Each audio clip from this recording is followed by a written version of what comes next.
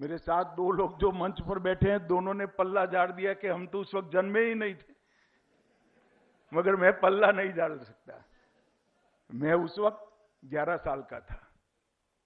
गुजरात में वैसे आपातकाल की असर बहुत कम हुई थी क्योंकि वहां जनता सरकार बन चुकी थी, परंतु बाद में जनता सरकार भी गिरा दी गई और आपातकाल का कहर 1 साल के बाद गुजरात पर भी टूटा।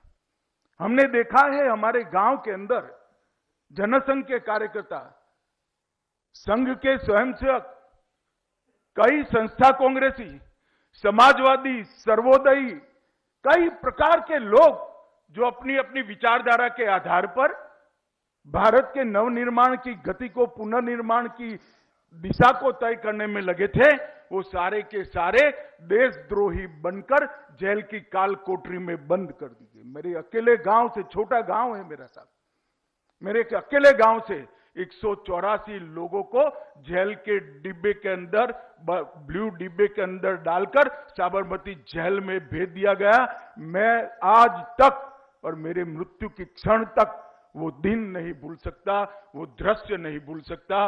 उस वक्त हम गांव के बड़ों को पूछते थे, ये प्रोफेसर मंगलदास का दोष क्या है? कोई नहीं बता सकता था, कोई बताना भी नहीं चाहता था, किसी में हिम्मत भी नहीं थी, क्योंकि वो जो दृश्य देखा था वो बहुत क्रूर और हृदय विदारक था। 25 जून 1975 की वो सुबह, जो सूरज तो निकला मगर उसकी रोशनी आजाद नहीं थी। उस सुबह मौलिक अधिकारों की चादर ओढ़ के सोए हुए नागरिक तानाशाही की जंजीरों में जागे। अखबार जो हर सुबह भारत को जगाता था, उस सुबह उसको पहले ही बंद कर दिया गया था। राजनीतिक भिन्नता, जो लोकतंत्र का लक्षण और सुंदरता मानी जाती थी, उस वक्त ये राजनीतिक मत भिन्नता को जेलों की अंधेरी काल कोठरी में बंद कर दिया गया और संविधान की आत्मा रौंदकर जनादेश से बनी सरकारों को रातों रात गिरा दिया गया। मित्रों, ये बात इस देश की जनता ने कभी नहीं भूलनी चाहिए और न भूलनी चाहिए, विशेषकर इस देश के किशोर और युवाओं को। जब व्यक्ति के अंदर पड़े हुआ तानाशाह का गुण सरफेस पर आता है, तब क्या होता है, इतिहास हमारी युवा पीढ़ी को समझाना पड़ेगा। आज बहुत सारे लोग संविधान की दुहाई देते हैं। मैं उनको पूछना चाहता हूं, आप किस पार्टी से आते हो, किस अधिकार से संविधान की बात करते हो? सुबह सुबह 8 बजे ऑल इंडिया रेडियो से प्रधानमंत्री जी की आवाज आई, इंदिरा गांधी की आवाज आई, राष्ट्रपति जी ने आपातकाल की घोषणा की है। जो लोग संविधान की दुहाई देते हैं, मैं उनको पूछना चाहता हूं, क्या इसके लिए संसद की सहमति ली गई थी? क्या मंत्रिमंडल की बैठक बुलाई गई थी? क्या देशवासियों को, विपक्ष को भरोसे में लिया गया था?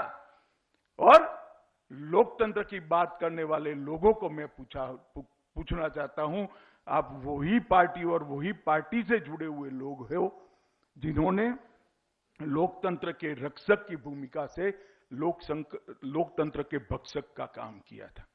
मित्रों, एक प्रकार से आपातकाल के कारण बताए गए, राष्ट्र की सुरक्षा कारण बताया गया, परंतु इसका मूल कारण सत्ता की सुरक्षा था।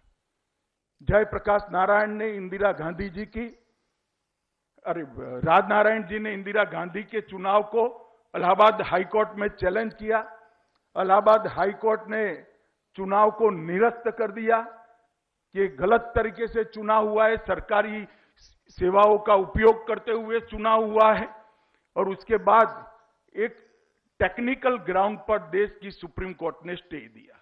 स्टे क्या दिया कि आप प्रधानमंत्री तो बन सकते हो, चालू रह सकते हो, परंतु आप संसद में वोट नहीं दे सकते हो।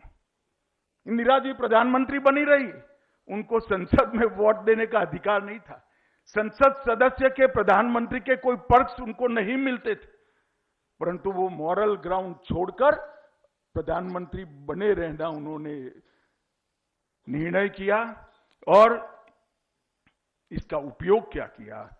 इसका उपयोग उन्होंने संविधान की धाराओं का उपयोग कर ही संविधान की हत्या का काम किया।